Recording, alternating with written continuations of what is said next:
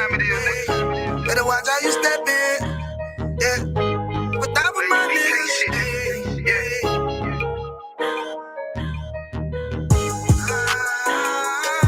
I'm in the yo. Got my nigga Rawan with me. But that was my niggas, it'll be an honor. You know what I'm saying? Under commanding General, your honor.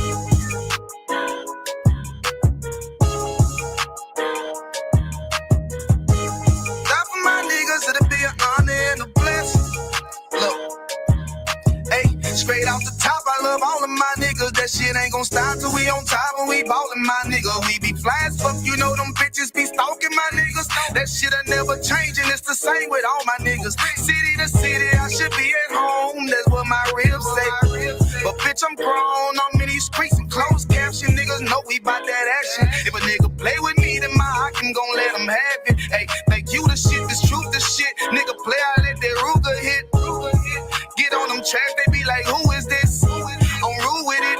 Ain't got no manners. All them pussy niggas talk the shit. Y'all know they can't stand us, but we UPK, Louisiana, bitch, that's what I'm rippin'. And my niggas solid number, real ones in my section. If you wanna get down, put your boots on, start stepping. Brotherhood is a weapon. Brotherhood is a weapon. Better watch how you steppin', cause brotherhood is a weapon. If I die for my niggas, it'll be an honor and a blessing. Better watch how you steppin', cause brotherhood is a weapon. Brotherhood is a weapon. Better watch how you steppin', cause brotherhood is a weapon. If I die for my niggas, it'll be an honor and a blessing. Better watch how you steppin', cause brotherhood I lay my life down right now for all my sisters and brothers, because I love them. I see them dapping and hug them. It's amazing to see how well we adapt from the struggle. Born again from a life of sin, trapped in the gutter. My mind frame was to kill my own kind. Feeling inferior, waking up ready to die. Run with them killers, so it's just a matter of time. For why take your life or let you take mine? That's when I realized the slaves killing slaves while the white man live to get old. We in them graves, and shit got me feeling played. I opened the Bible, went through them records, found out we was royalty, a nation to be respected. But in this world we rejected, we hated for our complexion. Still fighting to get accepted. We hear the truth and reject it, but love is getting corrected. And all my niggas correct me. The commandments, the foundation we erected. Brotherhood is a weapon. Brotherhood is a weapon. Better watch how you steppin', cause brotherhood is a weapon. If I die for my niggas, it'll be an honor and a blessing. Better watch how you steppin', cause brotherhood is a weapon. Brotherhood is a weapon. Better watch how you steppin', cause brotherhood is a weapon. If I die for my niggas, it'll be an honor and a blessing. Better watch how you steppin', cause brotherhood is a weapon. Hey, hey.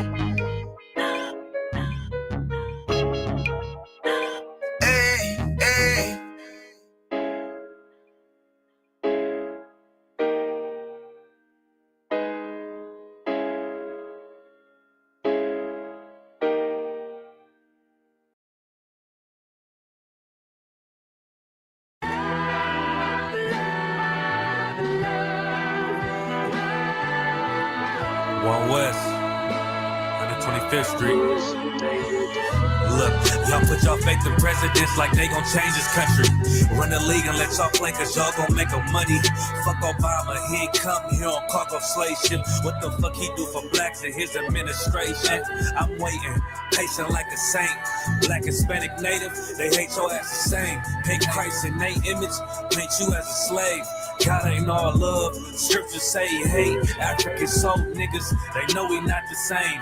School to prison pipeline to get you off the streets. Put you in the cell toilet connected to the sink. Molested as a kid, she prostituted as a teen. The byproduct of Martin Luther King dream. They just took the yoke off, my nigga, we ain't free. We living bleak in these wastelands of poverty. If you don't know the truth, then the lies sound promising. Prophecy, gift and the curse. Dylan started killing, they was sitting in church. Black folk forgave him, man, this shit is absurd. You should never love your enemy, that shit ain't gon' work. Yeah, fuck dying on your knees, you better die in glory.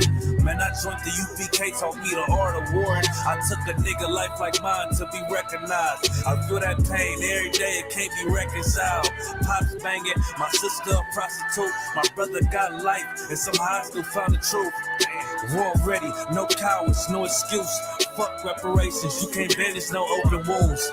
Blood on the leaves, body swing hung from a noose. I was on a run in Nashville and I found the truth. I called the school, classes being held by the shock on my life. I want to be a gangster like a child. Do this for my brothers, real brotherhood. Everything we do, we got it out this book. My nigga, I can never be no African. UBK the only authorized acronym. I'm passionate about my brothers and sisters. We in hell, I ain't got nothing against them. That's another religion. If it ain't under your honor, ain't he murdered by them and got a hug from your honor. That's the way out for a coward in my observation. They don't fear the Lord, they indoctrinated. Wolves in sheep clothing, Joe Osteen. Real priest bringing back black royalty. One West on my headpiece, ranking order. Can't let them trick me off the streets, I gotta raise my daughter. I got brothers at the border ducking ICE agents. I got the name change, it was life changing. My family thought it was a game. Put on all black, they said I was going through a phase. There's more of us in jail than it was slaves. Chose by the Lord, we could never be the same. Soon as they born, the wicked go astray. They left the truth, they wasn't with us anyway. Niggas weak, they just saying anything to be truthful. We don't want no cowards anyway. Look, coronavirus, that's a plague. You don't get too much sleep when you waking up the dead. First camp, I cut off all my dreads. I took an oath when that oil hit my head. Niggas capping like they lids. I'm a priest, I never stick no fork in no pig. I was dead till I found out how to live. This brotherhood taught me how to be a man. I came back to my roots, I had to dig. A couple gaps I had to bridge. I got a rib, I'm married to this work. You wanna serve the Lord, he ain't in the Christian church. Came back to my roots, I had to dig. A couple gaps I had to bridge. I got a rib, I'm married to this work. You wanna serve the Lord, he ain't in the Christian church.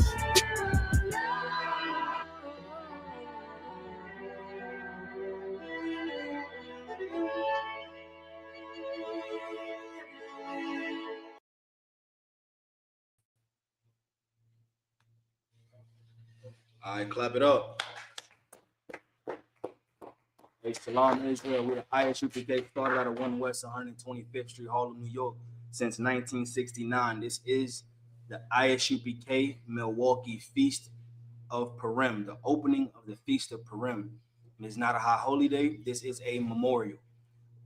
What makes it a memorial? We're memorializing how the Lord used one of our sisters and her cousin that raised her up like a uncle, like he was an uncle. He treated her like he was an uncle, but he was her cousin. And how the Lord used them to save the nation of Israel. You understand? Let's go ahead and get into it. Let's get the book of Esther, chapter 1, verse 1.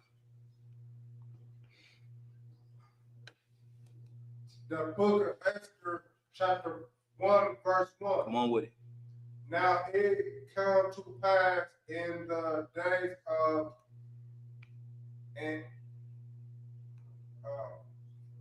Arashna. Mm-hmm. This is Arashna, which reigned from India and even unto Ethiopia. Mm-hmm. Over the 170 and over the 107 and 20 provinces. So this is King Ahasuerus. So he ruled over 127 provinces. If you don't know how big that is, that encompasses the whole Middle East area. See, we look at Donald Trump like he's something great. We look at every president like there's something great because they rule over 50 states. But this person ran the whole Middle East. Understand? Go ahead and read. Verse 2. Come on. That in those days when the Asaurus. Asaurus Mm-hmm. sat on the throne of his kingdom, Mm-hmm. which were in Shushan, Mm-hmm. the palace. Verse 3. Come on. In the 3rd year of his reign, he made a feast unto all his princes and his servants. So in the 3rd year of his reign, he had a huge feast, and it went on for a long time. He liked to party. You understand? Go ahead and read. The power of Persia and Media, Mm-hmm. the nobles and princes of the province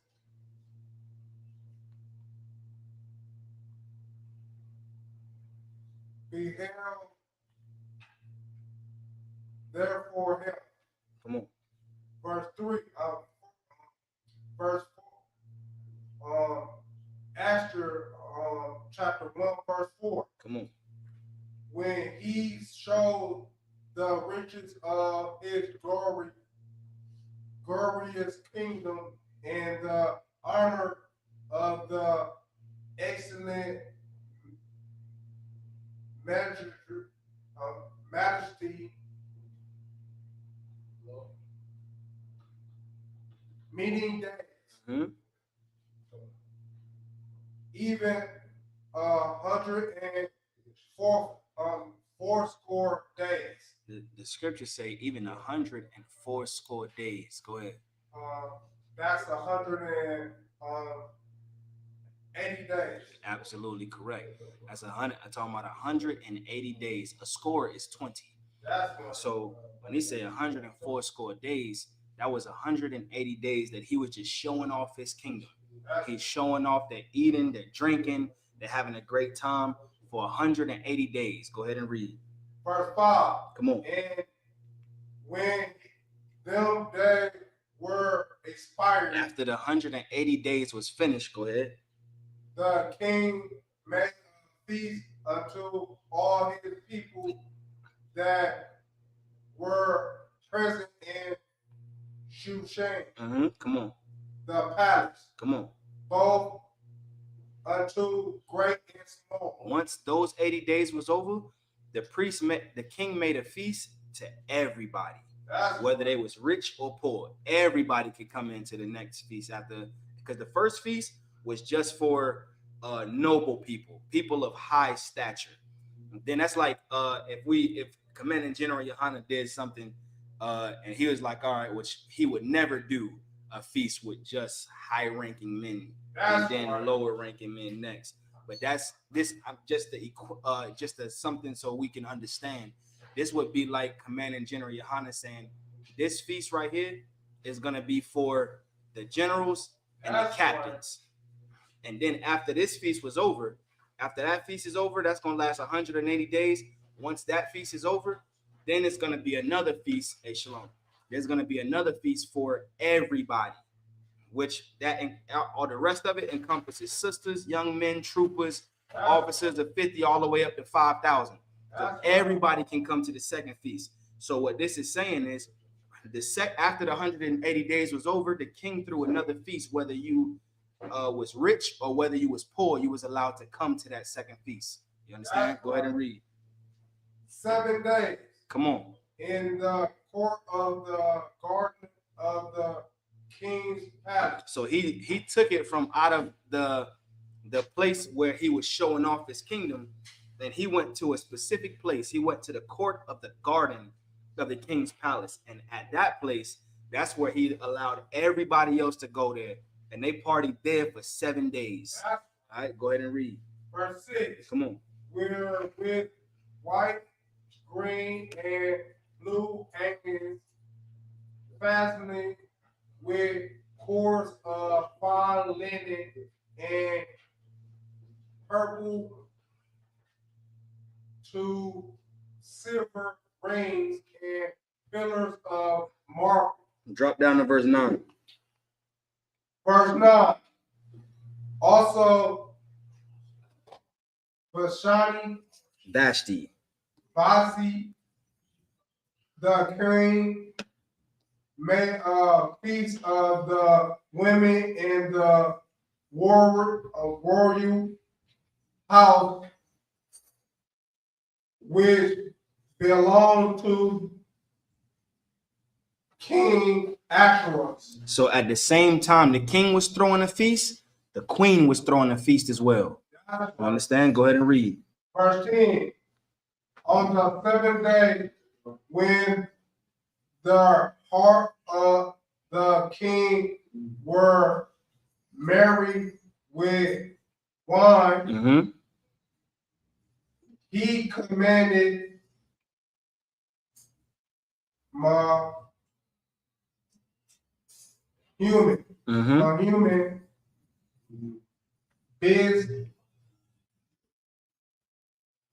dot Mm-hmm. her bond, Mm-hmm. big duh, Mm-hmm. and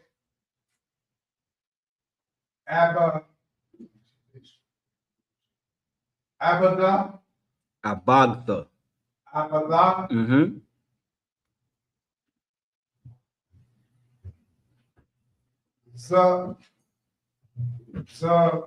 Hum, and Cargis, Zathar. and Zakar. Mm-hmm. He,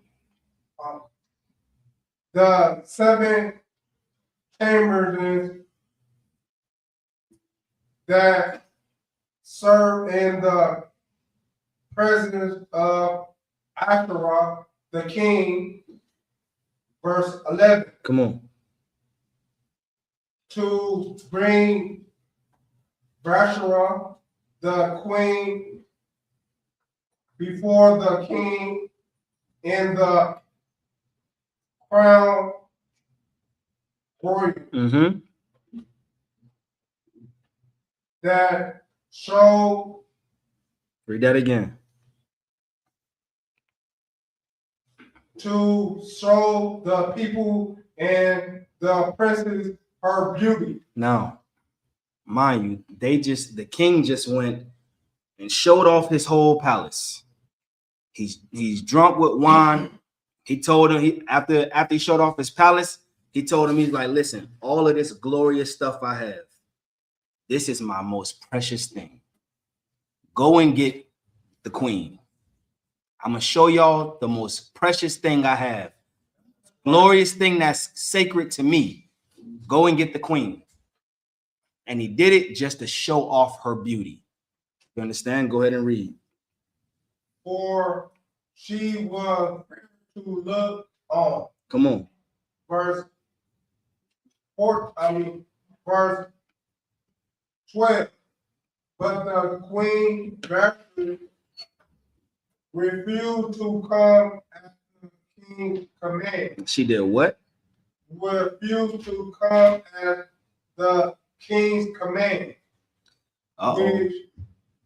It's a lot of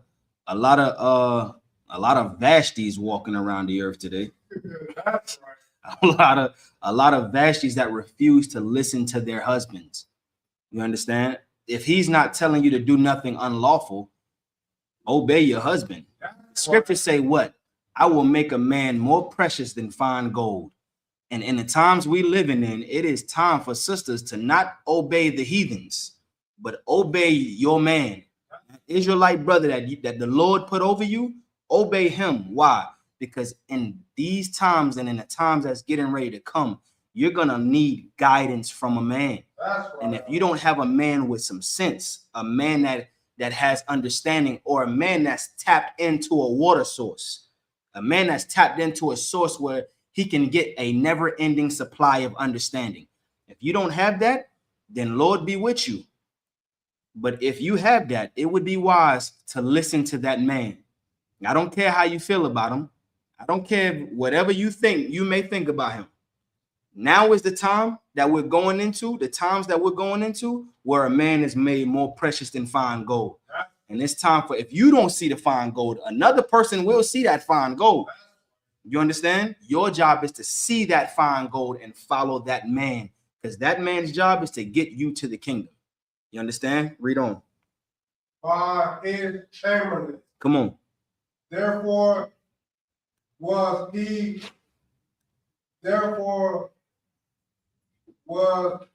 king very wroth. The king was what? Wroth. The king was very upset. Yep. Why? Because he just showed off his kingdom. And then after he showed off his kingdom, he was like, listen, I know I got all this beauty. I got all of this glorious stuff. I mean, damn, the floors are made out of marble. You understand? Like, I got all of this beauty, this glory, this amazing things. But the most sacred thing to me, the most beautiful thing that I have, don't even want to come. She don't want to obey her husband. Obedience is better than sacrifice. The scriptures say she was throwing a party herself. It's better to listen to your husband than to do what you want to do. Because this action costed her something.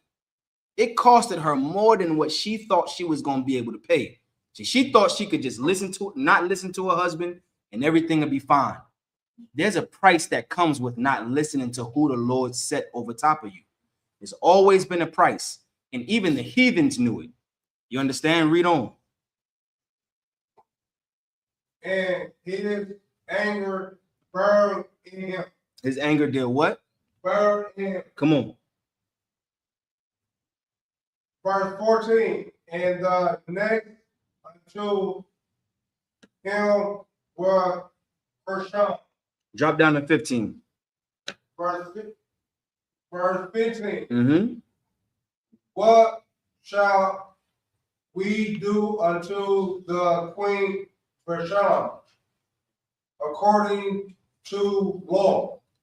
So all the men of renown that was around the king, all of his advisors, they seeing what just happened.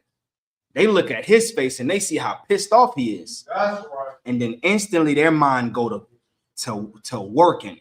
Their wheels start turning. And they're like, all right, excuse me, king. Something got to be done for this. Something absolutely has to be done because she didn't obey you. So what shall be done? Go ahead and read. According to the law. Come on. Because she have not performed the commandment of the king Asherah. Come on. By the chamberlains. Mm-hmm. Verse 16. And Memusan.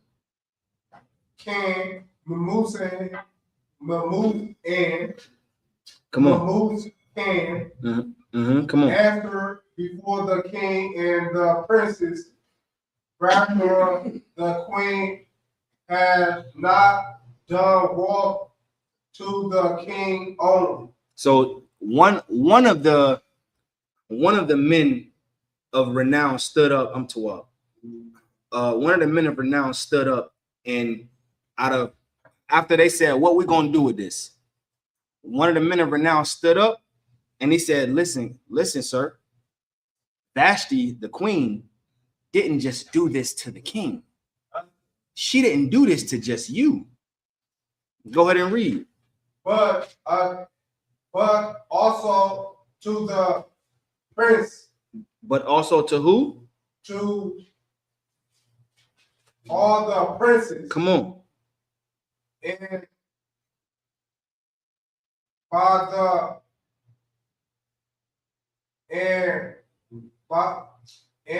to all the people that are in all the promise of the king Asher. Come on. Verse 17. For this deed of the queen shall come aboard unto all women. Mm-hmm. So that they shall despise their husband in their eyes. Mm-hmm. When it shall be reported. Listen, this man said, he stood up and he was like, hey, excuse me, King. Excuse me, sir. If you don't do something about this, if you don't punish her, this don't just affect your house. This affects my house. This affects all of their house, all these brothers around. This affects their house as well. Why? Because if our wives hear that Vashti did not obey you, they're gonna think it's okay not to obey us. So something has to be done. Understand? Read on. Con, microphone. And slide, if I could. Kind of the one gun. This is bringing out some. Oh, this is why it's our job. Everybody's job to check all the disobedience. You know what I'm saying, with our sisters and coming to the truth. You know what I'm saying, because that demon rubs off on another sister. That's right. That's right. Just like demons. A sister see a woman disrespect her husband, then guess what? He's gonna come around and do the same thing. See, that's why you gotta check that right there. Everybody gotta see the check. That's right. You know what I'm saying? That way, that stops the demon from hopping on everybody else. That's right. You know what I'm saying? Because look, we reading a perfect example. Why we have to do that? They smart. They said we got to do something. Otherwise, everybody's gonna start doing it. That's right. You got to check that shit, man. Like, sorry, excuse my language, but you got to check it as soon as it happens. That's right. Especially if it's in public, you check it in public. That's right. You know what I'm saying? So and if I could, these are heathens. yeah. These are heathens that understand, like, hey, listen, if you don't get this woman in line, because the demon's job is to unalive. The demon's job is to make sure that you go all the way off the cliff until you're no longer there. That's the job. But if you can, that's why these men understood, like, yo, hey, if you don't do something, it's gonna rub, like you said, sir, it's gonna rub off on her, and then she's gonna rub off on her, and it's gonna be a trickle down effect until all women are dishonoring all men. And then what are we good for? This is the difference between the Lord and the Lord and our laws versus to America. In America, our women can do whatever the hell they want to do. This is why the scriptures say a man will be made more precious than fine gold, because in America, you can do what the hell you want to do. But with the Lord, there is a order. It's the Most High, and then Christ, and then the man, and then the woman. There is no equal playing field when it comes to the Lord. There is no equality at all when it comes to God.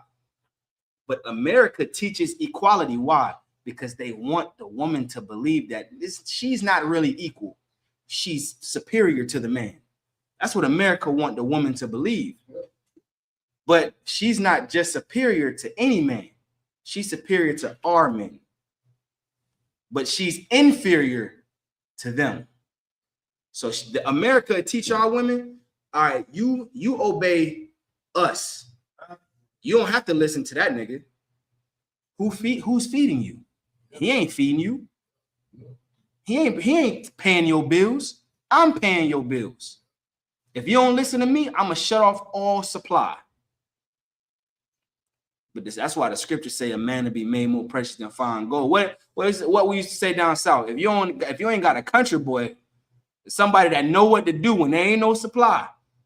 You understand? And that even comes out of the country. There's brothers that just know what to do. If they cut off money, how we gonna eat? Where we gonna live? How we gonna make sure we good? And there's brothers that know exactly what to do. And it may be uncomfortable, but you will survive. This is why it's so important to listen to your man, because those days are coming. Get a Lord a hand for World War III. If you haven't been following the news, America and Israel bombed Iran. Iran went to bombing American bases recently. Iran done bombed Israel. And guess what? China said they're not going to stand by and watch. Japan just threw a goddamn submarine into the ocean. You understand? This happened within the last couple days. Our king is getting ready to return. It's time for us more than ever. This is why last class I was saying it's time for our women to get in line. Why? Because Christ's not coming back for a dysfunctional body. That's right. This body got to be a well-oiled machine. Fake Israelites got to get in line too. You want to preach the 2/3, nigga, you might be the 2/3. You understand? You might be that 2/3 that just happened to die off because you decided you didn't want to come to the home of the truth. It's time for us to get all the way right, because that nigga right there is getting ready to crack the sky. The stage is being set. You understand? Read on. The king of Ashtaroth Come on. commanded Vashti, the queen, to be brought in before him, but she came not. She did what? Came not. Listen, she in her stubborn ways was like, listen, I don't care what he talking about. I already said I wasn't finna be paraded around. This is how women think. I'm not finna be paraded around in front of all his friends. For what? For what? You gonna parade me? No, I'm not finna come. What did that cost her? The kingdom. That costed her seat. Listen, in Israelites, according to our law, we can't throw a woman away. But the Lord did say that a man can have another wife if he so choose. You will be replaced with somebody better. He gonna do his duties to you, but he ain't gonna give you the time and attention that you want because somebody better has came along. This is the whole story of Esther, and that the parallel between Esther and Vashti. There was somebody that wasn't worthy, got replaced with somebody that was worthy. And that somebody that was worthy saved an empire. You understand? Read on. Verse 18. Likewise shall the ladies of Persia and Medi say this day unto all the king's princes, which have heard of the deed of the queen. Nathar, get Isaiah chapter 13. You start at verse 12. Come on. Go ahead and read. Thus shall they arise to much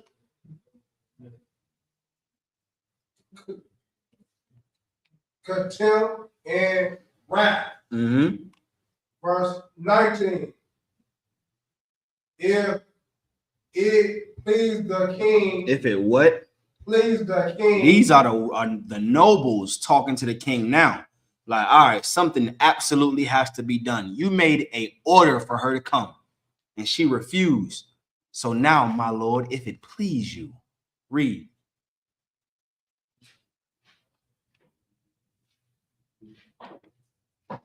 If it please the king, let there go a royal commandment from him, and let it be written among the laws of the Persians and the Medes, that it be not altered. Who is the Persians and the Medes? The Persians is the Iran. They at war right now. Get a load of it. The Persians and the Medes are at war right now with America and Israel. Listen, the Lord is so beautiful. Yeah. Come on. That it be not altered. Come on. That Vashti. That Vashti come no more before King afterward. Listen, they said, Lord, if it be your will, make a commandment now. This woman don't ever see your face again. Kick her out of the palace. If nothing is done, every woman is going to treat every man like this. If we don't see you establish authority now, then every woman is going to think it's okay to talk down and to move weird when it comes to their man. If it be your will, don't let her come before you ever again.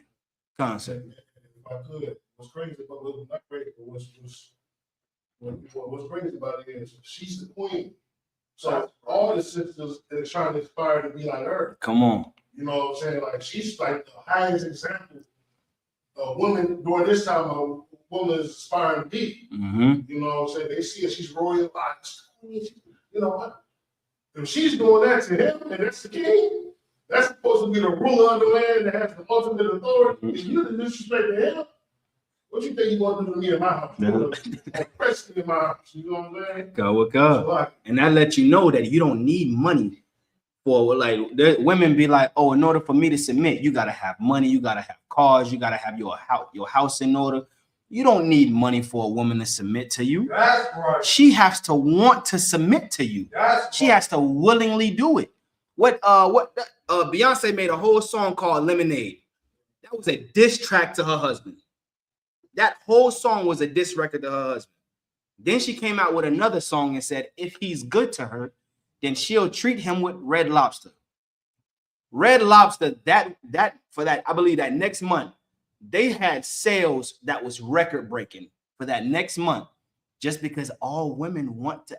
I'm not talking about the sisters in the school, of course, but women in the world want to be like Beyonce. So when they hear a person of stature say something, they take it as gold.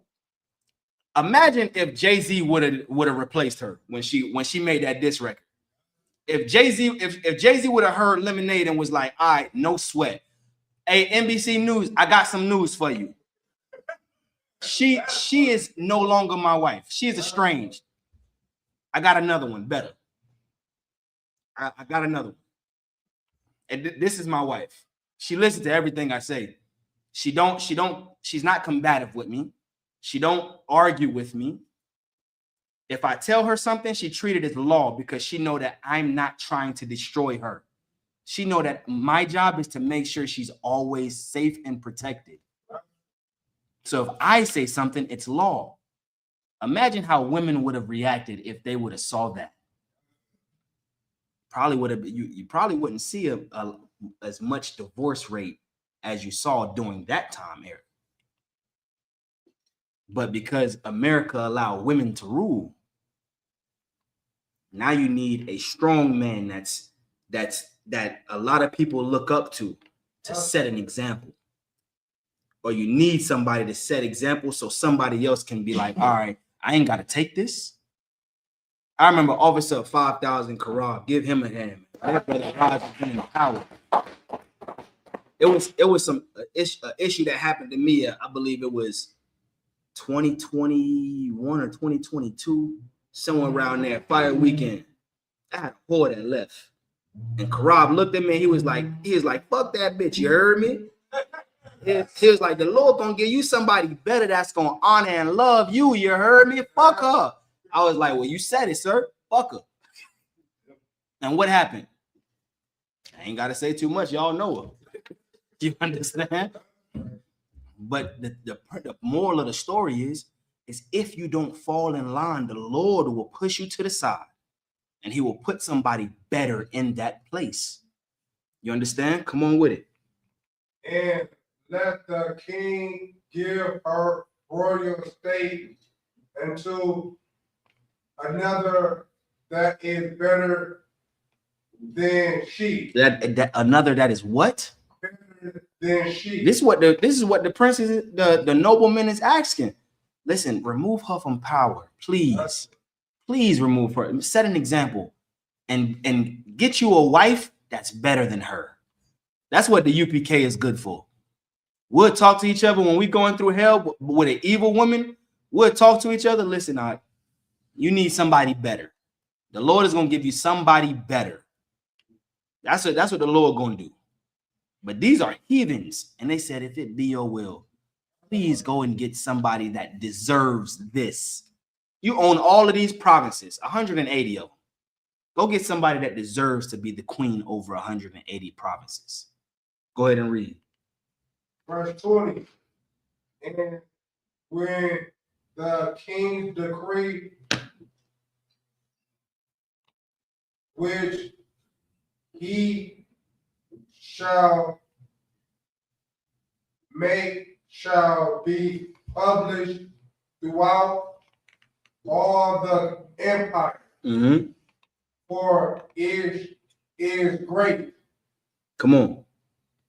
All the wives shall give to their husband honor, Come on. both to great and small. Listen, they said it's a great thing for wives to give their husband honor. A simp will say, "Oh, I don't need honor from my husband. I mean, from my wife, Salakia. I don't need honor from my wife because we're on equal playing field." That's what a simp is taught to say. My wife is equal with me. She got her money, I got my money. We do our things separate. We come together. We make decisions together. I don't run the household. We run it together. We make every decision together. There's a reason why women ask a man, "What should you do?" There's a reason, because she wants to be led. She wants you to lead her. It's in her nature to want to lead. Am I right or am I right? It's in her nature to want a man to lead her. Come on with it. Verse 21. For the same pleased the king and the princes.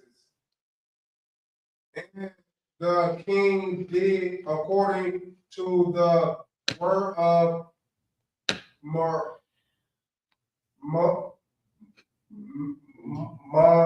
Mamusha.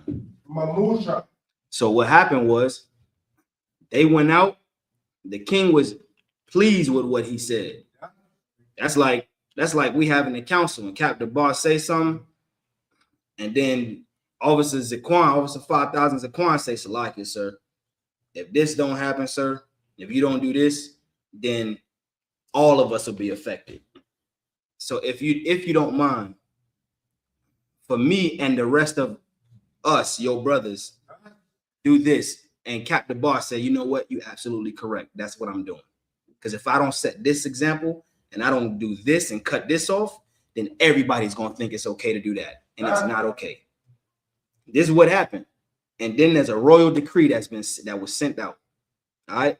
We just jumped past 22. Now that's why I just jumped past it real quick. Let's go to Isaiah 13, chapter 13, verse 12. Isaiah chapter 13, verse 12. I will make a man more precious than fine gold. I will do what? I will make a man more precious than fine gold. This is what the Lord said. The Lord said, "I will make a man more precious than fine gold." Why? Especially in these times that we're living in, that's what you're going to need. It's time for a woman to learn to be quiet. It's time. I know you don't like hearing "close your mouth." I know you don't like hearing that. I know you don't like hearing "do that." I know you find that disrespect. In these times, it's time to close your mouth. Let the man do the talking, because there's going to come, like, you're going to see why the man has to do the talking. Listen, my father been having ridiculous dreams. Why he not in the school yet? Don't know. Lord be with him. You understand? I'm praying he come up here and visit more often so Captain Ball can get to his ears. You understand? But he's been having nonstop dreams that China had invaded America. You think days like that is not coming? The scriptures say a man will be made more precious than fine gold.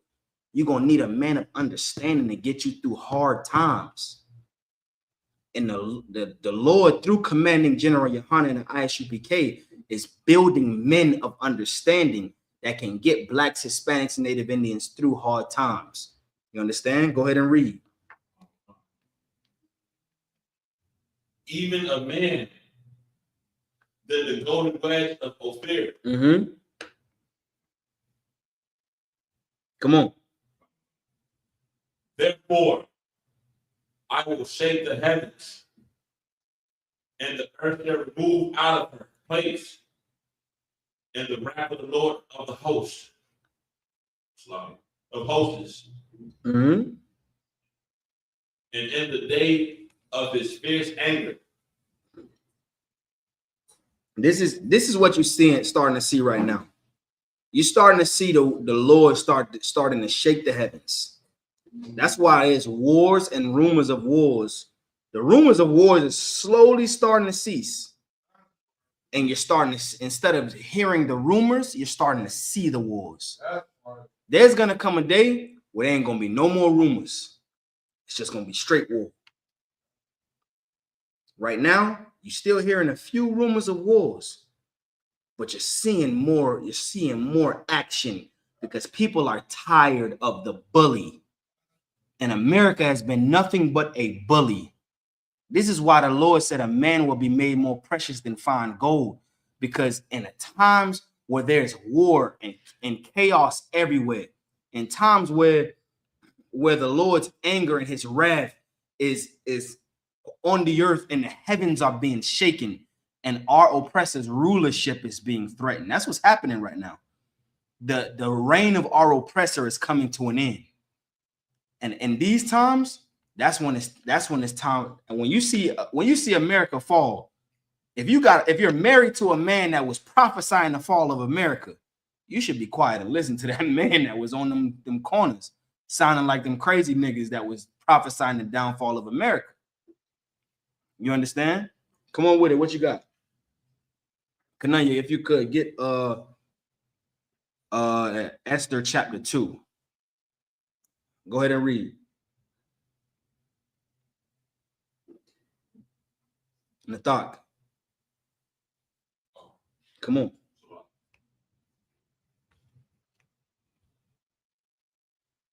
And it shall be as the chase grow, Mm-hmm.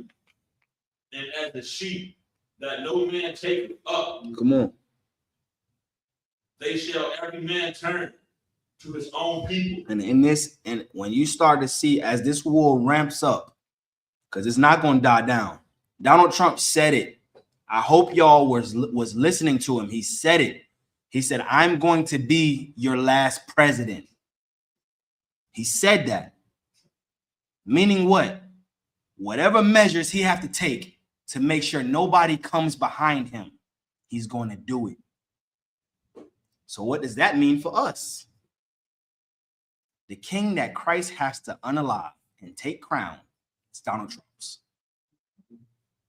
If Donald Trump is true to his word and he said he's going to be America's last president, that means Christ got to take his crown. And that means what? The wars that he's starting is the war of all wars. It's the start of you're watching the official, like was it Gog and Magog, Ukraine and Russia. That was the kickoff. But now you're watching the kickoff of the kickoff to the war of all wars. You're watching the kickoff of the kickoff to the war that's going to end wars forever and ever. Because in the middle of World War III, at the height of it, Christ is going to return. And then he's going to set the record straight of who the greatest empire really is, who the greatest military really is. And when that time comes, crowns will be handed to Christ. Forcefully. You understand? Read on. And flee every one into his own land. And then you're gonna, and during these times, you're gonna start to see Africans leave America and go back to Africa. You're gonna see Iranians leave America. You might hear some MILWAUKEE balls on the way out. You might hear some, but they going back to their country, especially knowing that America has enmity with them, but China is backing Iran. If they know that, all right, we at war with America, ICE is trying to find people to deport. But China's back in my country. I'm going home. It makes more sense for me to go. I don't just got China, I got Russia too. I'm going home. Well, you got Africans are talking about joining this war. They trying to pick a side to join too. Everybody want to be a part of this war. Why? Because the Lord is already, he said it. He said, I'm going to gather all nations to the valley of Jehoshaphat. Where is the war happening at? In the Middle East. The Lord wants that to happen. This is the war to end all wars. So everybody's going to return to their country. They're going to return to their homeland with their people. You understand? Go ahead. Is it on that? All right, let's go to Esther, the 2nd chapter.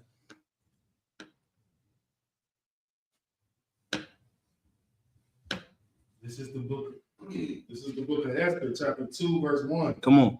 After these things, when the wrath of King Ahasuerus was appeased, he remembered Vashti. He did what? He remembered Vashti. Come on. And what she had done, and what she was declared, and what she was decreed against her. Listen, there's a song that myself and Captain of 10,000 Debar Moth made called "What Do You Know." Listen, Captain Debar, Captain Debar said in this verse, he said, "Never will I let a chick play me. If I do, I must be crazy." What is this not what we're reading? He's rethinking all the things that just happened. Why? Because he don't want it to ever happen again. I'm going to find somebody better that will never do what Vashti did. If I say come here, she's going to come here. Why? Because I'm the king. I rule this. Read. Verse 2. Then said the king's servants that ministered unto him, let there be fair young virgin sought for the king. Verse 3. Come on. And let the king appoint officers in all the provinces of his kingdom, that they may gather together all the fair young virgins unto Shushan. Come on. The palace, to the house of the women, unto the custody of the hedge of the king's chamberlain. Come on. Keeper of the women, and let their things for purification be given to them. Listen, when the scripture talk about men that was around a women like that, these are talking about eunuchs, men that was they may have got injured in war to where they couldn't reproduce, or their private areas was no longer working. No sweat. I got a job for you. You look after my wife or my wives. You look after them. Make sure they're good. Make sure they're taken care of. Yeah, fix that. The water. Make sure they're taken care of. Make sure everything's situated, and you report back to me. You understand? Come on with it.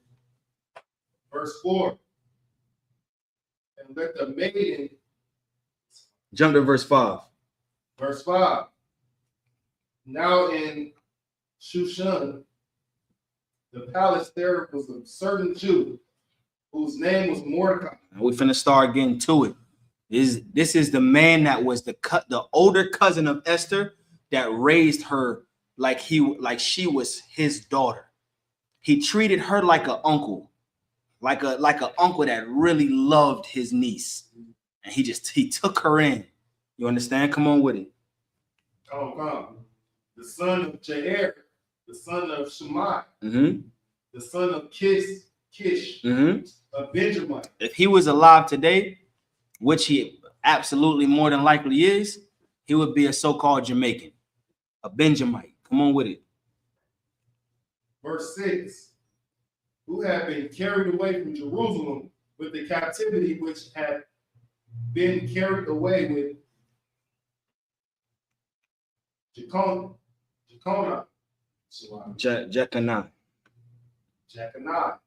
king of Judah, whom Nebuchadnezzar, the king of Babylon, had carried away. Verse 7. And he brought up Hadassah, that is Esther, his uncle's daughter, for she had neither father nor mother. And the maid was fair and beautiful. You heard what the scripture said. He brought up Esther. He brought up Esther, which was his uncle's daughter. Meaning what? Him and Esther was cousins. But he brought her up like she was his daughter. He raised her like she was his child because he wanted to make sure that she was okay. She lost both of her parents. So he wanted to make sure she was good. This is what good relatives do. This is what good family do. Sadly, you don't find that too much no more. But you will find that in the ISUPK. You will find brothers. We got some in Houston, Texas. Brothers that take on the fatherless and the motherless and brings them into their house to give them a fighting chance at life. That's what blacks and Hispanics need. We need a chance at life because all we've known is death. So what did he do? He gave his cousin a chance at life. Come on with it.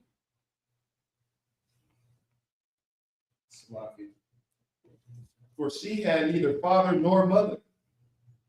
And she danced like it. And the maid was fair and beautiful, whom Mordecai, when her father and mother were dead, took for his own daughter. Listen, here's an amazing thing. The scripture says she was fair and beautiful, meaning what? She was among the baddest in the land. And you know what Mordecai did not do? He did not abuse his cousin. He earned her respect. That's a problem with a lot of our people. Sadly, you want the respect of the same woman that you abused. You essayed her, and now you want her respect when she's an adult. Don't work like that. It don't work like that. You did what you did. Now she see you the way she see you. She's never gonna unsee you that way.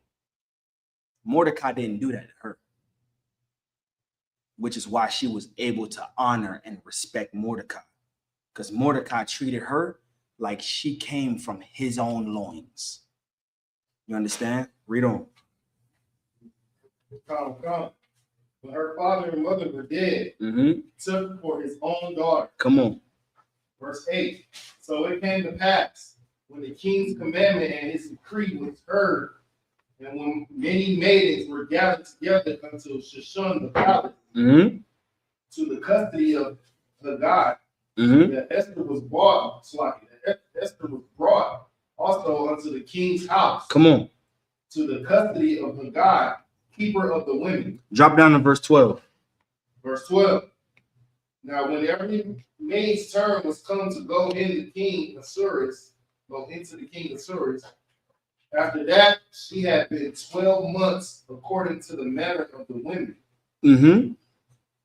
For so were the days of their purifications accomplished, to wit, 6 months with oil of myrrh. So there was 6 months. Now, mind you, this is a year that he's not touching a woman. He's having all these different women present themselves to see which one he's going to marry. A year goes by. He's not touching none of them. In the UPK, we got a 6-month rule. We have it for a reason. Have this 6-month rule for a reason. He didn't go 6 months. He went a year. And in that first 6 months, she had to bathe with oil and myrrh. She had to, this is a month of purification. All that stuff that was going on in the past, that you had, that you dealt with, get rid of all of that. It's a purging process. You understand? Read. And 6 months with sweet odor. In 6 months of what? With sweet odor. Listen, hey, Salakia, I don't want to say this, but I have to. Some sisters need 6 months of sweet odors. These are facts. You understand? And then if you already smell good, how much more would your husband want you if you just give yourself those sweet odors? You understand? Like there's 6 months of purging that the king had all those women do. And then after those 6 months of purging, he was like, all right, now another 6 months of sweet odors. I want them to smell good if they coming in front of me. Because if they smell like fish, yikes. Get the hints. Yeah. You understand? Come on with it. Read. Come. And with other things for the purifying of the woman. Come on. Verse 13. Drop to verse 17. Verse 17. Come on. And the king loved Esther above all the women. The king did what? The king loved Esther above all the women. The king loved Esther above all the women. Not only was she beautiful, but she was raised by a man of understanding. So she knew how to carry herself.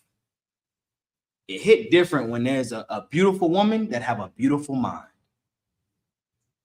It hit way different. A lot of times in America, when you find a beautiful woman, what happened? Her mind is like fish. That's the only thing I can equate it to. Go ahead. Yeah, you two. All right, listen. Listen. It's a beautiful thing when you can match a woman's beauty with her character. And this is why the king loved Esther above all of them, because he can match her beauty with her character. It all made sense. He might not have been able to pinpoint where she was raised at, who raised her, but he saw that she was moving different from everybody else. She stood out. And her standing out made him want her and love her above every other woman. Read on. Come. And she obtained grace and favor in his sight. Come on. More than all the virgins. Come on. So that he set the royal crown upon her head. He did what? He set the royal crown upon her head. So Esther moved her way all the way up in the king's eyes. And the king was like, you know what? To hell with all these other women. That's the one. Yeah. And what I'm going to do with this one, because she's not like her. Clearly, I can see that if I tell her to do something, she's going to do it. Because she knows that I have her best interest in heart. So what she's going to do is she's going to listen to me. And because I love her, she's beautiful in and out. All these other women are dismissed. So he set the royal crown among Esther's head. Read on. Come. And made her queen instead of Vashti. Verse 18. He said, oh, never mind. Persia is Iran. I'm slow. You're not slow, but Persia definitely is Iran. Go ahead and read. Persia is at war right now with the mystery daughter of Babylon. I'm Tawasus, the water. Persia is at war right now with the mystery daughter of Babylon, as well as Amalek. Here is a fun fact. We're going to get to it. Who knows where Haman is from? Who knows the backstory of Haman?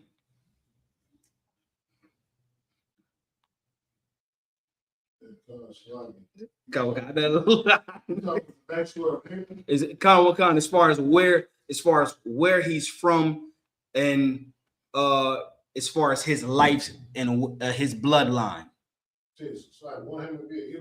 Kind of one kind. But his bloodline, what bloodline did it run through? Kind of one kind. Which tribe? It's like not which tribe. What era was he attached to directly? I'm asking my out of one these questions. Like the era when I believe it's not. Nah, you right there. It's not when oh man. Well, you want to remind me of that one. This Khan. So this he's a direct descendant of the king and the queen that the Lord through Samuel told King Saul to unalive. Khan. This is why it's so important to obey God. If Saul would have did his job, this bastard would have never showed up. This bastard would have never been able to persecute the Jews. Khan. Clearly, you know what I'm saying, you know that he's from there because he has to grudge against the entire race. Give him a You know hand. what I'm saying? It's not that he had a problem with just Mordecai. You know what I'm saying? Once he because his dad had been passed down the knowledge that yeah, you know what I'm saying, they came and slaughtered everybody, but they let me live. Don't forget. And if I could, you remember the Lord told Joshua the same thing. Yeah. Don't forget what Amalek did. Yeah. This is the same group of people. Haman is from the same group of people that came around when we was leaving out of Egypt. When we was I believe it was we had just crossed the Red Sea. Those the Amalekites came around to the old and the young. They want the ones that couldn't fight.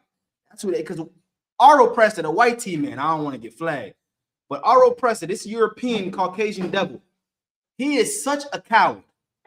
He's a coward. He's gonna go to everybody that cannot fight.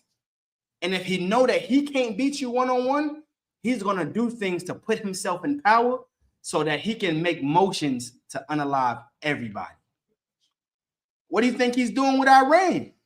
You think Donald Trump told Iran, he's like, listen, Iran, this is your chance. You finally wanted to get rid of your government. Here's your chance. You think Donald Trump really care about them overthrowing their government? Donald Trump, if it's up to him, he would unalive all of them and take the oil. So now China got to jump in. Now Russia got to jump in. Japan got to jump in. I saw a meme of Kim Jong-un sitting in his chair, just like tapping his feet. And the meme, it was like Kim Jong-un waiting on America to do something so he can jump in the war. But everybody's imagining what's happening right now. You understand? And this monster descends from one of those people that's at war right now. You want to know who Amalek is? The people that's in Israel now is Amalek. That's our natural born enemy. And they have the Lord have indignation with them forever and ever. That's what the Lord said. The Lord said, I ain't gonna never forgive them dirty bastards. I'm gonna always hate them. I'm gonna always rage war against them until they're wiped off the earth. Now we're reading about one that has so much hatred towards one person that one wasn't enough. That's the white man. Listen, our oppressor has such an itch on his back that he has to scratch called unaliving. He's not satisfied with just one. He got to get everybody. You black or Hispanic, you got to get them all. You two are. He got to get them all. If you are black or Hispanic, he's not satisfied with just. You think they were satisfied with just George Floyd? They had to go and get Breonna Taylor next. Who did they had to go and get Philando Castile? They had to go get Trey. They're not satisfied until everybody's done. That's why it's important for a woman to do what? Give her a hand. It's important for a woman to obey. It's important for a woman to obey her husband, because in these times, you're going to see the caliber of man you really have. In these times, you're going to see if you're married to a coward or if you're married to a real man. And if you see that you're married to a real man, you better shut the hell up and listen to him. He may say some things that you don't like. So what? Your life is at stake. Your life is on the line. Would you rather listen to him and save your life, or do what you want to do and lose your life? It's better to listen. You understand? Let's read on. Even Esther's feast, and he made a relief Call out the scripture where you at, soldier.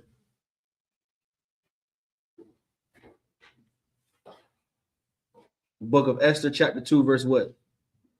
This is the book of Esther, chapter 2, verse 18. Come on. Even Esther's feast. Skip that. Go to verse 19. And when the virgins were gathered together in the second time, Mm-hmm. then Mordecai. Mordecai Mhm. stepped into the king's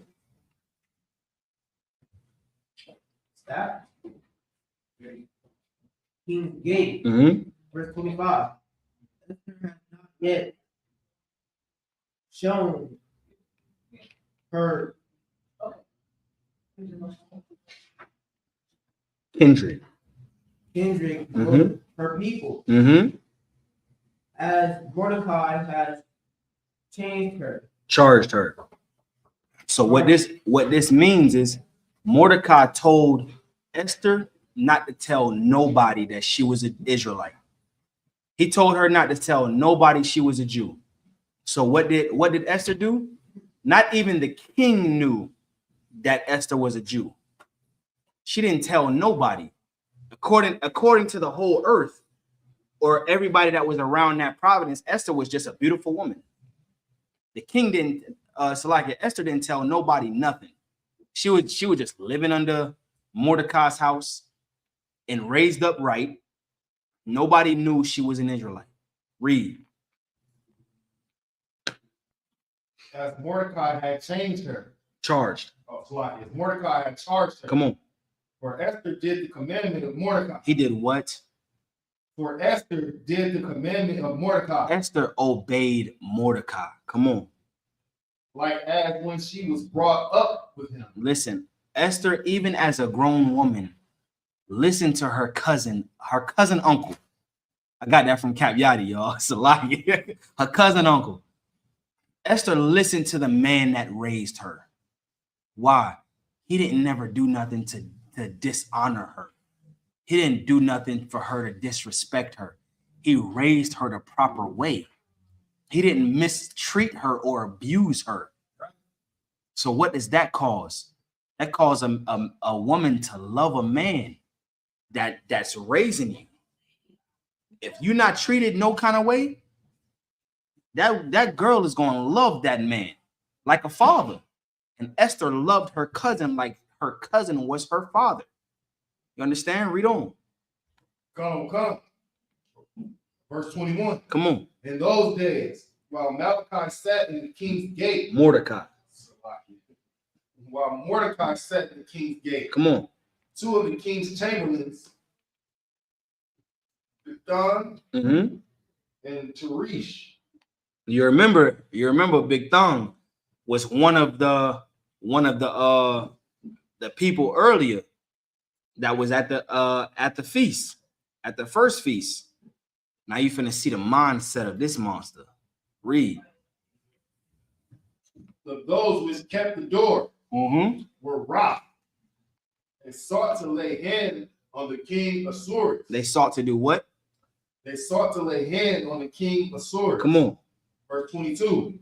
And the thing was known to Mordecai, who told it unto Esther the queen. Listen, these two bastards wanted to kill the king. And what did he do? He's at the gate. Mordecai's at the gate. So what did he do? He did his job. Even though the king Ahasuerus wasn't the same he wasn't his people. Ahasuerus is not an Israelite. He's a Persian. Even though they're two different nations, Mordecai had a job to do, and he did his job. He was like, all right, hey, Esther, I just want you to know these two men are plotting to kill the king. Go and tell the king. Read. Come. And Esther certified the king thereof in Mordecai's name. Come on. Verse 23. And when inquisition was made of the matter, it was found out. Therefore, they were both hanged on a tree. They was what? They were both hanged on a tree. They was what?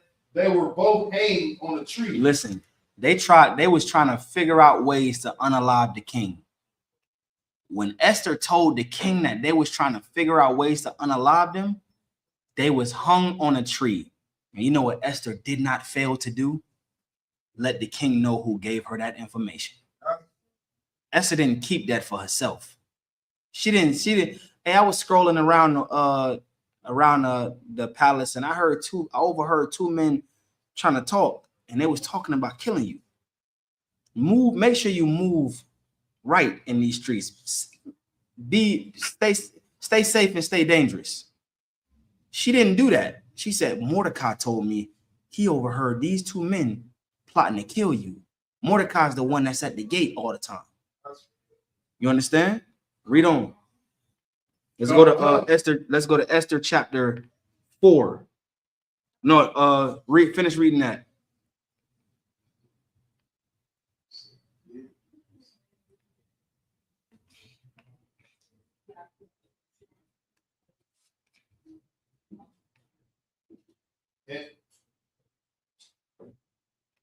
And it was written in the book of the Chronicles before the king. And the king, after he hung those people, he wrote it down in a book.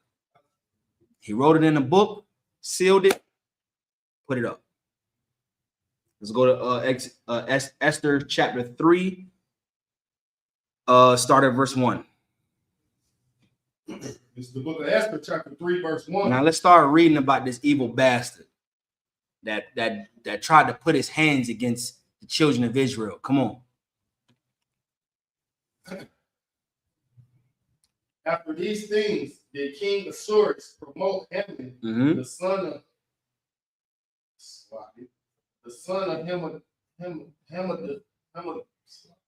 Hammedatha, the son of Hammedatha, the Agagite, and advanced him and set his seat above all the princes that were with him. Listen, every empire, if a devil is there present, he's going to find a way he's going to find his way at the right hand of whoever is the king. He has to. You know why? Because if he's not ruling, it's a problem. This is why our oppressor cannot come and enjoy the same heaven as blacks, Hispanics, and Native Indians, because they will try to find a way to make sure that they are trying to sit. And this is why Christ, give the Lord a hand for our king, man. This is why Christ is going to make sure that no Edomite survives after their slavery is over. You understand? Because if Christ loved everybody, hypothetically, those devils would find a way at Christ's right hand. And then they would talk good. Just hold on to the side, Bokasha. They would talk a good game, try to talk a good game in Christ's ear so that Christ could unalive his own people. That's how these devils are. That's that they hate us that much. They don't want the kingdom of heaven for everybody to enjoy it. They want the kingdom of heaven so they can rule it, just like they rule here. This is their heaven.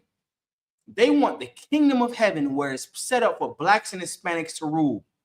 They want it for themselves. That's why they teach you to give John 3:16 to everybody, because heaven has to be for everybody. When you say everybody, the Chinese is not included in that everybody.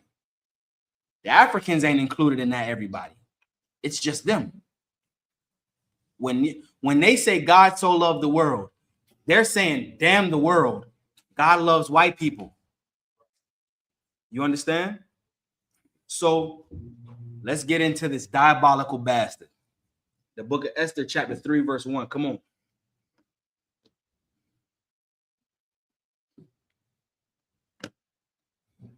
The book of Esther, chapter 3, verse 1. Come on. After these things, the king of the service promote Haman, the son of. It's like jump to verse 2. Verse 2. And all the king's servants that were in the king's gate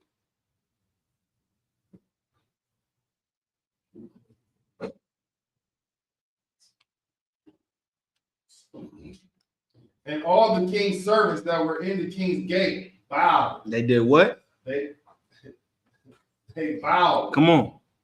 and reverenced him.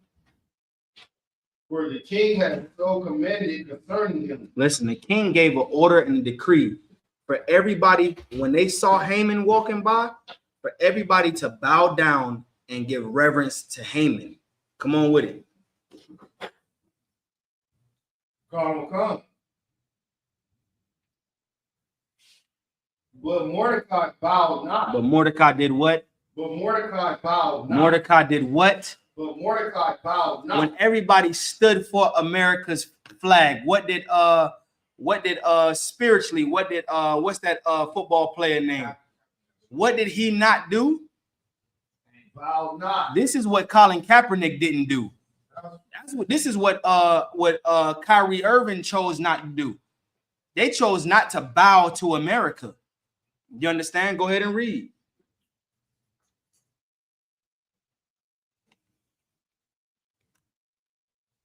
Come. Verse 3. Come on. Then the king's servants, which were in the king's gate, said unto Mordecai, Why transgressed thou the king's commandment? Why do what? Why transgressed thou the king's commandment? They listen, the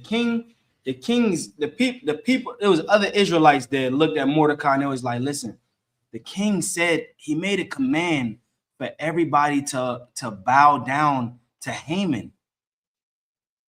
Whenever Haman came by, he made a command for everybody to bow down to Haman. Mordecai did not bow. And they asked him, they said, why are you disobeying the king? Go ahead and read. Come, verse 4. Now it came to pass, when they spake daily unto him, and he hearkened not unto them, that they told him to see whether Mordecai's matters would stand. For he had told them that he was a Jew. For he had what? For he had told them that he was a Jew. What does that mean? Somebody get Exodus chapter 20, start at verse 3. Mordecai said, listen, hey, I'm not bowing to nobody. I'm a Jew. We don't bow down to nobody that don't deserve our loyalty and our love. There's one person, there's only one that deserves that. That's who we bow to. You understand? Read what you got. Exodus chapter 20, verse 3. Chapter 20, verse 3. Come on. Then shall have no other God before me. What did Haman want to do so bad? He wanted to set himself up as God, to set himself up above Israel. This is why you don't put our oppressor, you don't put a Caucasian in no seat of power, because they will always try to put themselves above who they're supposed to be above. That's right. What did the scripture say in Obadiah? What did our oppressor say? I will be like unto the Most High. I will be as God. I will sit myself above the mount. This is why you don't do this to so-called Caucasians. You don't put them in power. Why? Because they will make sure that everybody bows to them. But you got a problem when white people bow to us. You got a problem when white people turn on. When you see us at camp, when white people get on their knees and they kiss our boots and they bow down to us. We've been bowing down to you bastards for over thousands of years. And you got a problem when you bow down to us? God damn the white man, man. You understand? Read on. Verse 4. Jump to verse 5. Verse 5. This is what Mordecai understood. Read. Thou shalt not bow down thyself to them. Thou shalt not do what? Bow down thyself to them. Go ahead. Nor serve them. Nor do what? Serve them. Listen, the white man wants to be a god of blacks, Hispanics, and Native Indians. The Lord said, do not bow down. The king gave a decree. He said, everybody bow down to Haman. Everybody reverence Haman. Mordecai said, hell no. I'm not bowing down to you. I bow down to one, and that's the Most High power. That's who I fear. Now, I want everybody to pay attention to this video. Somebody get me Isaiah, Salakia.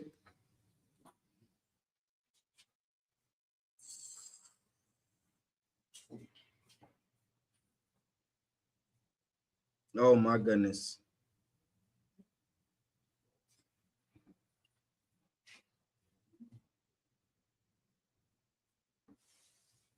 I believe it's Isaiah 51 and 23, if you couldn't have thought.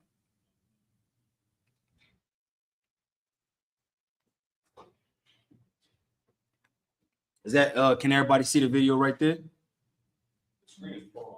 It's paused. Let's see. 51 and 23.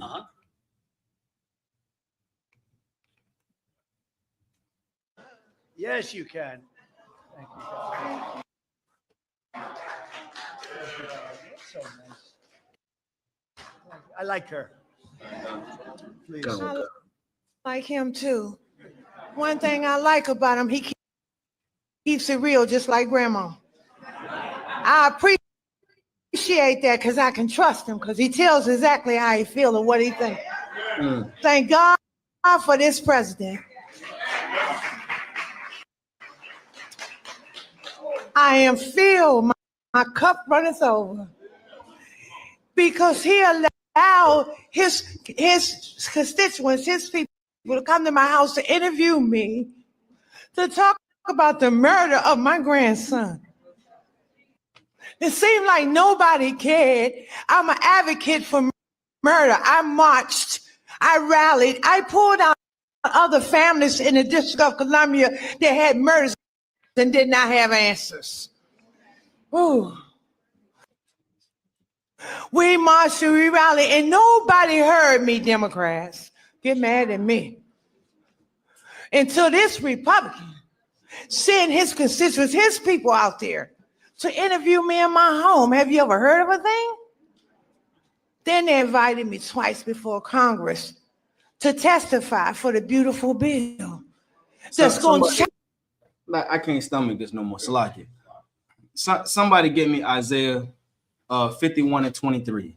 Let me show you, Salakia. Let me show you exactly what you just saw in Isaiah chapter 51, verse 20. You got something, sir? Come. Donald Trump, he's a man that knows how to capitalize off our fame.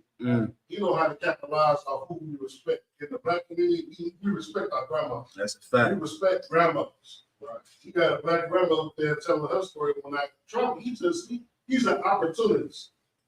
A white man that studied the black community, or he got people that studies the black community and knows exactly how to make us focus and make us pay attention to what he's saying. You know Come. So yeah. Hey, give him clap that up. Listen, if we could, somebody get Isaiah 51, 23.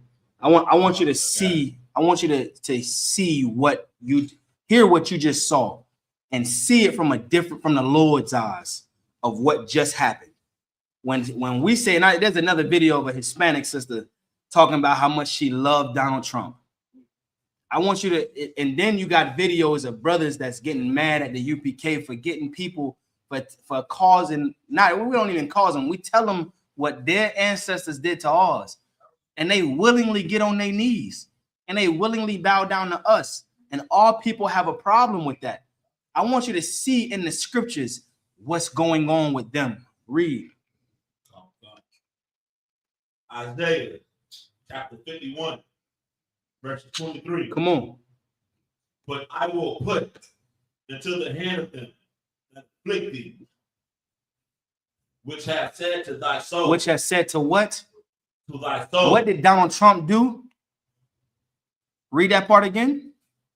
Which have said to thy soul. This video that y'all just saw, Donald Trump said to her soul, go ahead. Bow down. What? Bow down. This is what Donald Trump said to her soul. Bow down. When you see our people that get mad at us for white people bowing down to us and kissing our boots.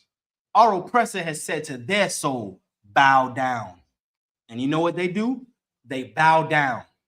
But what did Haman, what did Mordecai refuse to do? What the men of the ISUPK under Commanding General Yohana refused to do?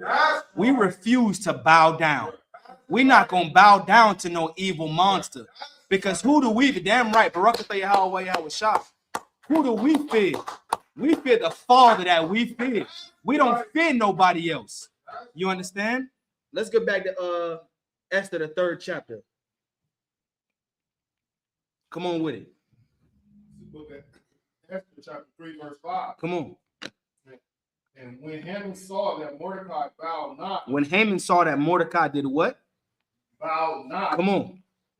Nor did him reverence. Nor did what? Nor did him reverence. Listen, in Mordecai's eyes, Haman is just another devil. Mordecai today would be in the UPK. He's not bowing down or serving our oppressor.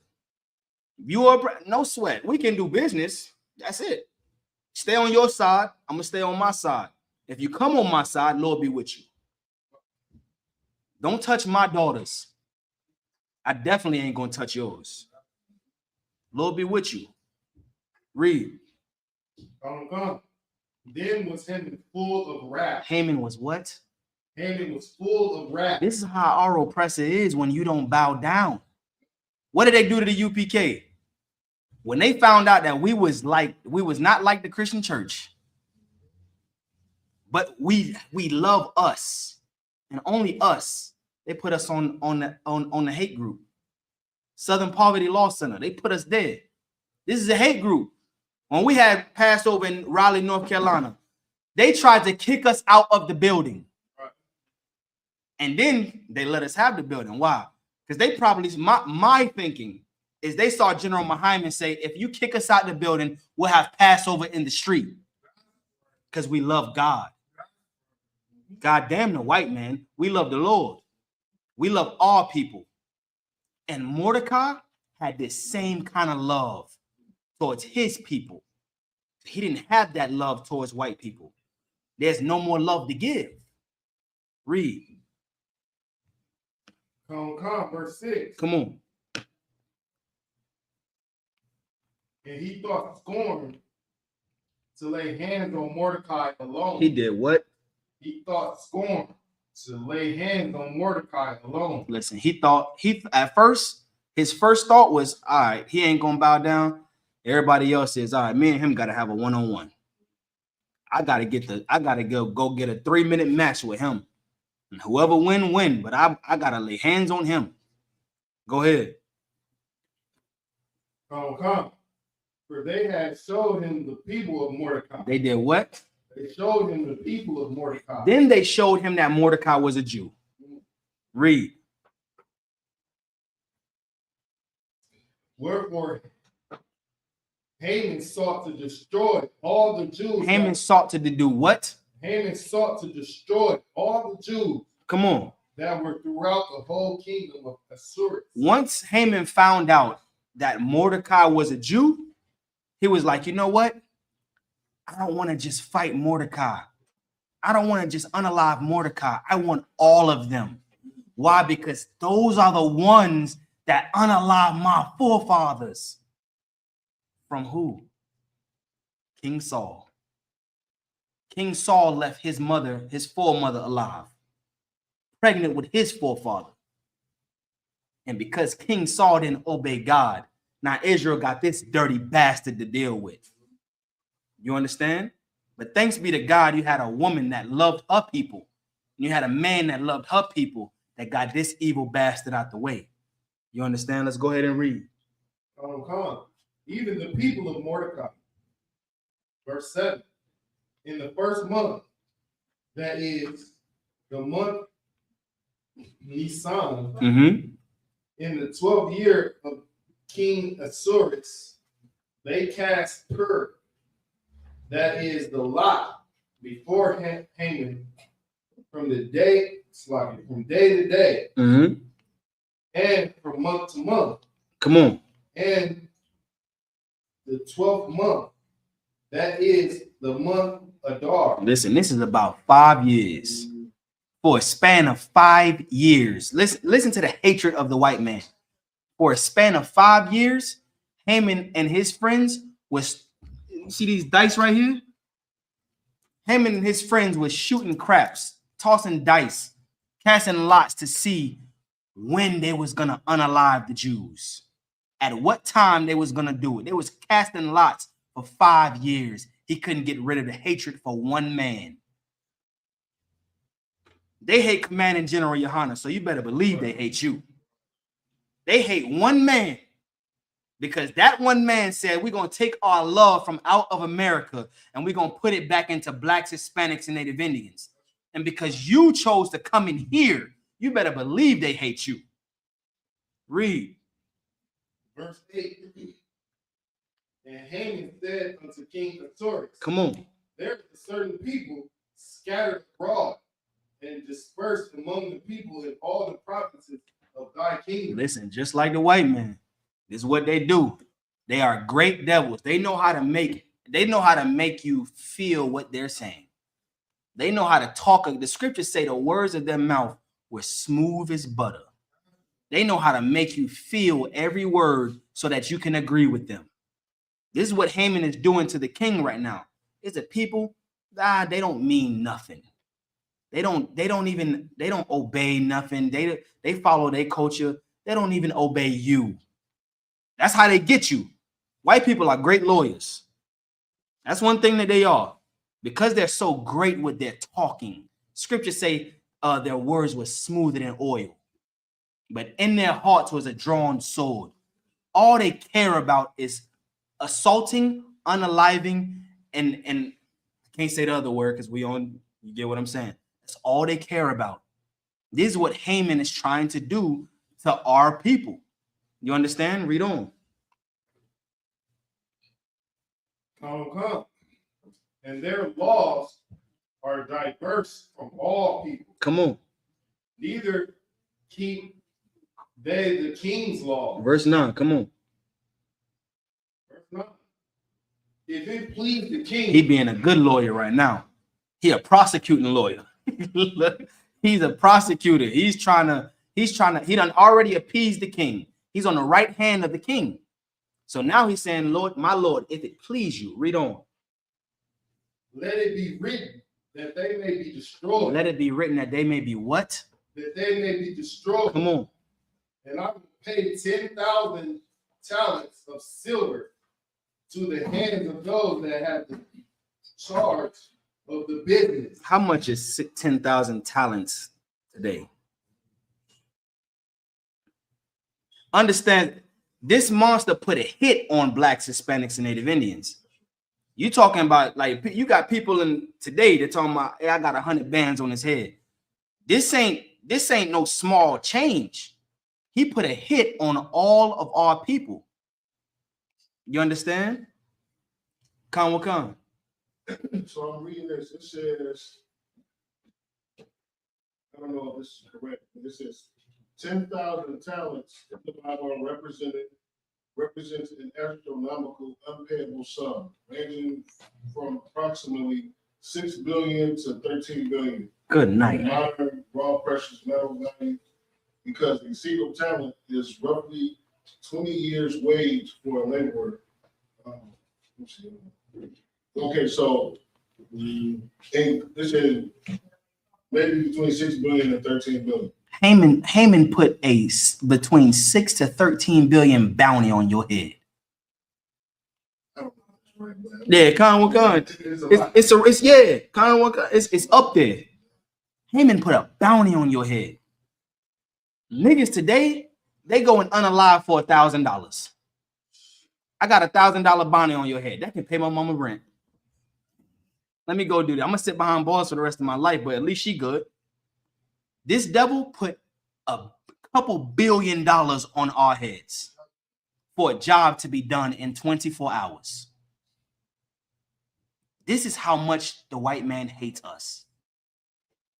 Read on. Come. To bring it into the king's treasuries. Come on. Verse 10. And the king took his ring from his head. That's like the king took his ring from his hand and gave it unto Haman, the son of Hammedatha. Hamadatha. The Agagite. Come on. The Jews' enemy. The what? The Jews' enemy. The what? The Jews' enemy. Always remember when you're reading this, always remember that the Lord said that his Haman's people, the Lord have indignation with forever. The Lord hates Haman. The Lord hates Haman's people because of the filthy, wicked crimes that they did to us. They didn't have to touch us. They could have left us alone when we was coming out of Egypt. But they decided to go and unalive the old and go and unalive the young. So the Lord told Joshua, he said, hey, listen, don't forget them bastards. This is why it's so evil for Martin Luther King to try to get us to forget and to love them and to join with them, because the Lord was completely opposite from Martin Luther King. Meanwhile, you're forgiving them. I'll never forget. I'll never forget, because our blood is crying for vengeance. Come to one con. You can even see that today, how, when we bring up the crimes of what white people have done to our people, first thing, Negro won't say, get the rest in the past. That was a long time ago. Come on. Come on. You know what I'm saying? It should be, what about love? Come on. You think it was love when we came over on the ships? Come on. Millions of us, you know what I'm saying? Come on. Unalive. On the auction blocks, the natives, you know what I'm saying? They're stuck on reservation now. Come on. Reduced to families. They had tribes all over the land. Come on. So you got the Hispanics right now, they're dealing with IC-19, got these babies, locked up in the detention centers and stuff like that. Like, come on, did you think that was love? He told us to forget our past. Come on. Listen, here's my answer to them. When they say, what about love? My answer, damn right, clap that up. My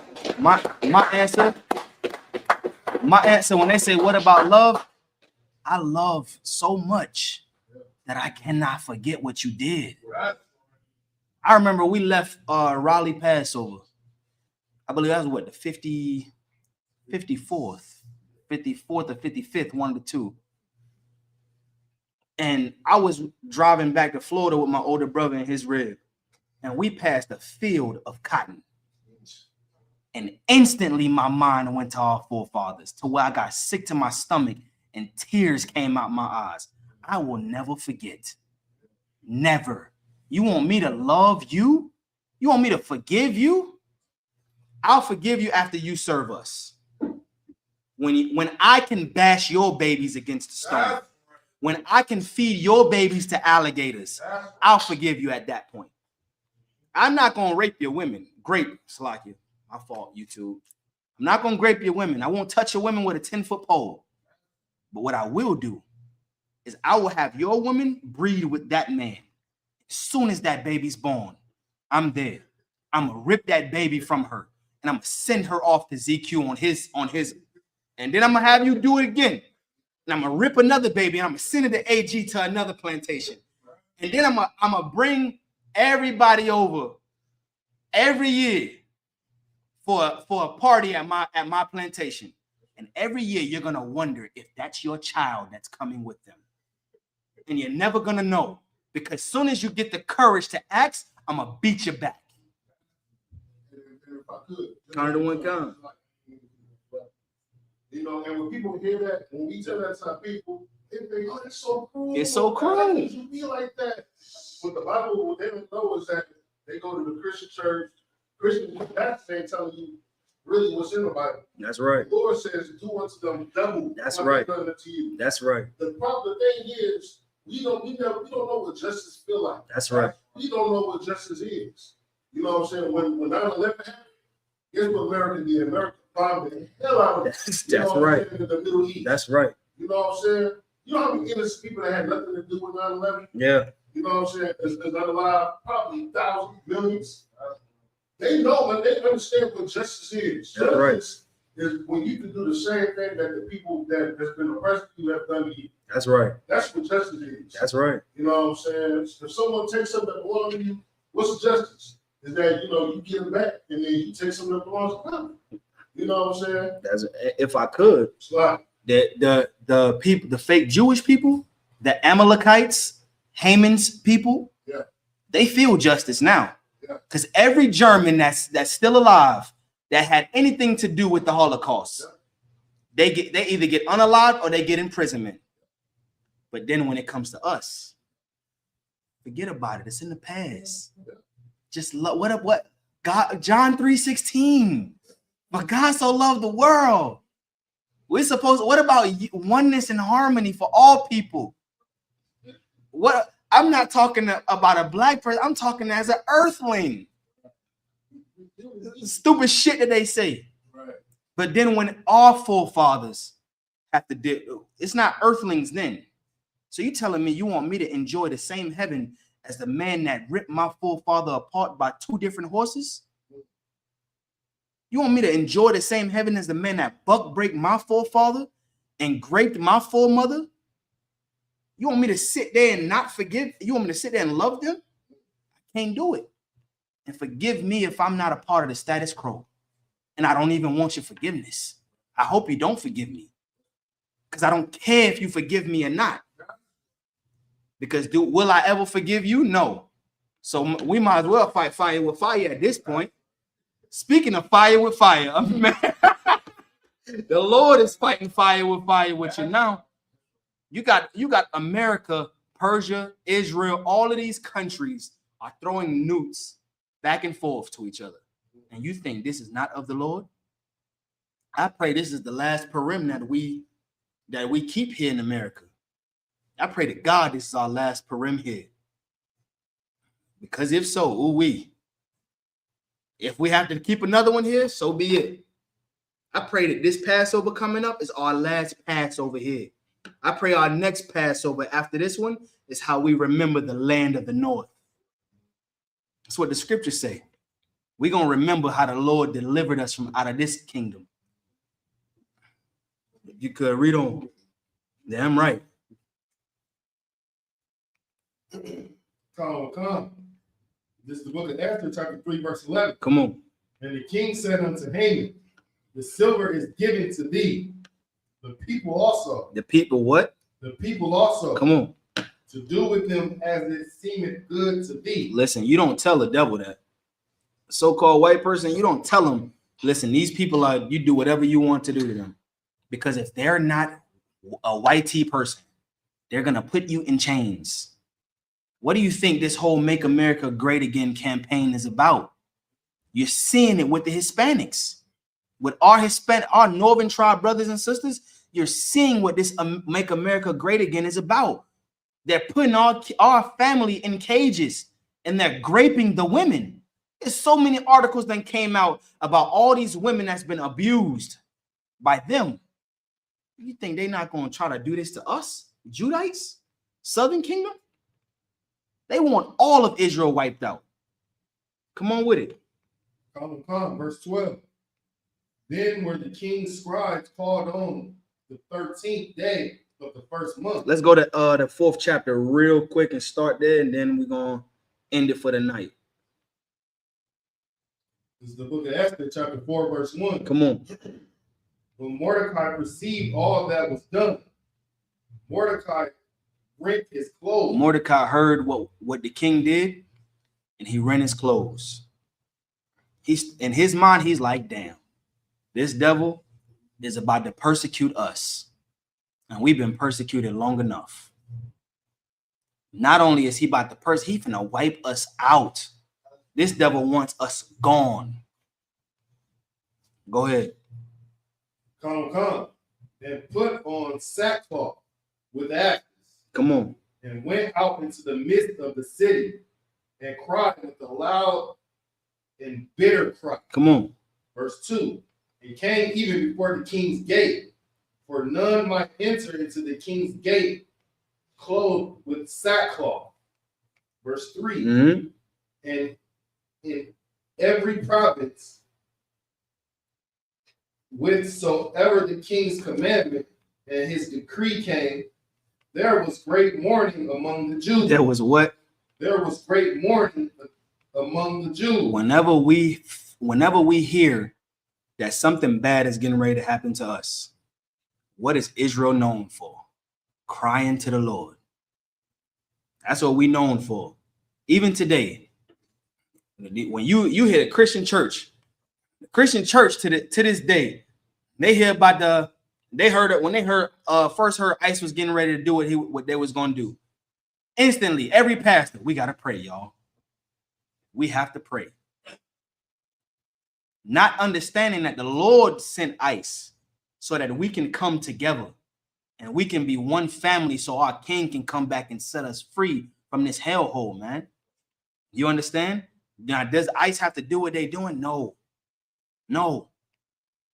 It's painful to see our brothers and sisters suffer the way we suffer. It's painful. But man's comings and goings of the Lord. Shall there be evil in the city and the Lord haven't done it? The Lord is raising this devil up just to destroy him. What did the Lord do to Haman? We're going to get into it as the feasts go on. But what the Lord did to Haman is raised him all the way up, right hand of the king. Got the king's ear, raised him all the way up just to destroy him. All we have to do is obey God. Brothers, sisters, Yaladium, young men, World War III is at the door. It's here. All we have to do is obey God. Damn right. And with that, pass the class over. Precinct Officer 5000 Zaquan.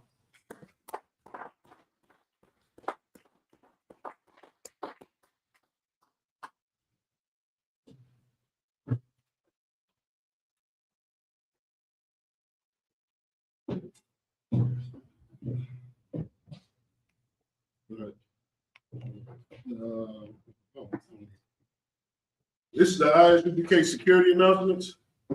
We are the ISUPK. We started out on 1 West 125th Street, Harlem, New York. You are for new brother and sister. When a new brother and sister comes to the school, they are off limits for 6 months. They are to be saluted only. They are here to share themselves with the world. If they need transportation, the teacher will arrange it.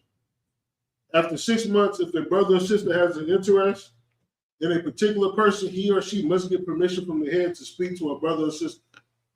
There is another 6 months in which the brother and sister will court each other. After this 6 month period, the brother and sister will get permission from the head to marry. Taj, which is a commandment, Numbers 18 and 21, Malachi chapter 3, verse 8 through 10, means 10th in the Hebrew, ma'ashura. 10% of every penny of any increase the Lord gives you, give to the treasury department or teacher. Priest fund, free will offering for priests, not mandatory, whatsoever amount you would like. Upcoming Holy Convocation. We have the closing of the Feast of Purim tomorrow. And then after that will be the Passover, April, 4th? If anyone wants to be a trooper in the school, to start wearing all black, boots, shirt, pants, headband, and scarf. For the Akim, for the men, Madiam, please stand. By do a courteous salute to the teacher. Men of Israel, Madiam, Madam Shabbat, Madiam, Barak,